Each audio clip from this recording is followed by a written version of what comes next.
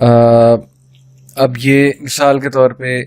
کوئی چیز ملتی ہے گھر سے، کوئی تعویذ ملتا ہے دفن ہوا اس پہ عجیب و غریب نام لکھے ہوئے، خاکے بنے ہوئے، نمبرز لکھے ہوئے،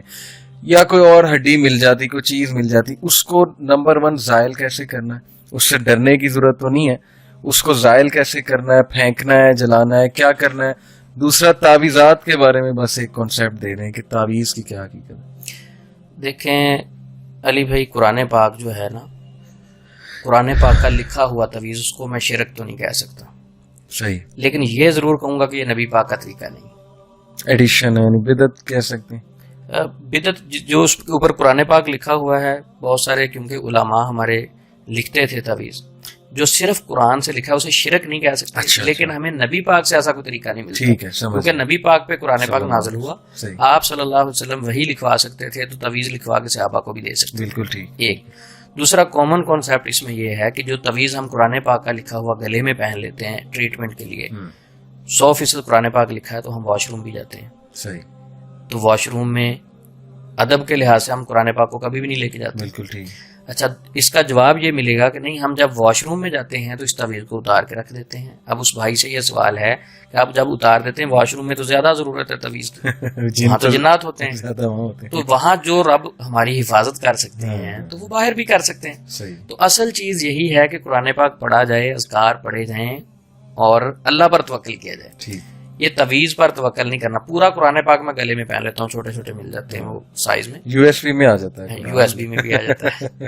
تو وہ میں گلے میں پہن لوں، لیکن میں عمل نہیں کروں، نماز نہیں میں پڑھتا، شرک میں کر رہا ہوں، اللہ سے دور میں ہوں۔ پورا قرآن میرے گلے میں ہے، بخاری شریف کی بھی چھوٹے سائز میں یو ایس بی میں گلے میں، تو کوئی فائدہ نہیں ہے جب تک ہم عمل نہیں کریں گے، جب تک ہمارا عقیدہ اسٹرانگ نہیں ہے۔ کلمہ ہم پڑھ لیں لیکن کلمے کے اندر جو میسج ہے اس پہ غور نہیں کریں تو کوئی فائدہ نہیں۔ تو یہ جو چیزیں ملتی ہیں ان کو زائل کیسے کیا جائے؟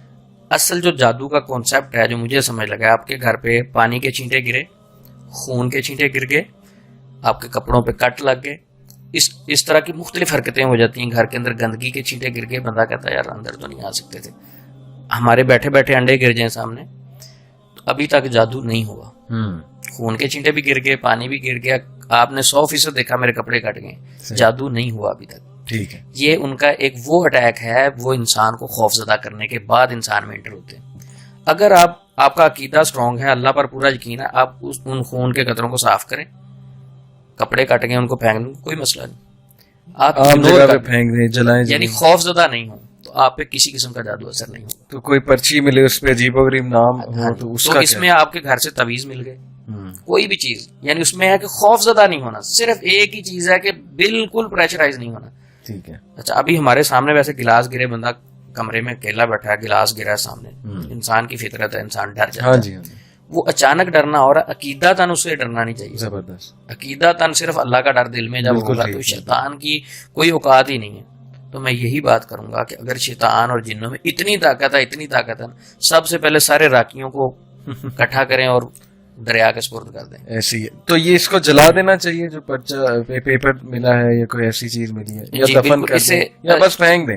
گھر سے اٹھا کے باہر پھینک دیں۔ بہت سارے لوگ کہتے ہیں پانی میں پھینک دیں وہ بہہ جائے گا، یہ کوئی ایسا کانسیپٹ ہمیں اسلام سے نہیں ملتا، اصل ہے کہ اسے اٹھائیں اور گھر سے باہر پھینک دیں۔ بہت سارے لوگ کہتے ہیں کپڑوں پہ کٹ لگ گئے، میں کہتا ہوں پہن لیں، لیکن اگر دل میں ڈر رہنا ہے نا کہ کچھ ہو نہ جائے تو پھر پھینک دیں، اذکار کریں اور بس پھینک دیں۔ اصل ہے کہ کسی کے گھر میں اگر کپڑے کٹ گئے ہیں، تعویذیں اٹھائیں اور پھینک دیں۔ اذکار آپ کے صبح شام کے کنفرم ہونے چاہیے، آپ اذکار کرتے رہیں، اس کے علاوہ جو مرضی ہو جائے آپ پہ شیطان حملہ آور نہیں ہو سکتا۔ دین کی بات پھیلانا صدقہ جاریہ ہے، ثواب کی نیت سے ویڈیو کو شیئر ضرور کیجیے۔ جزاک اللہ۔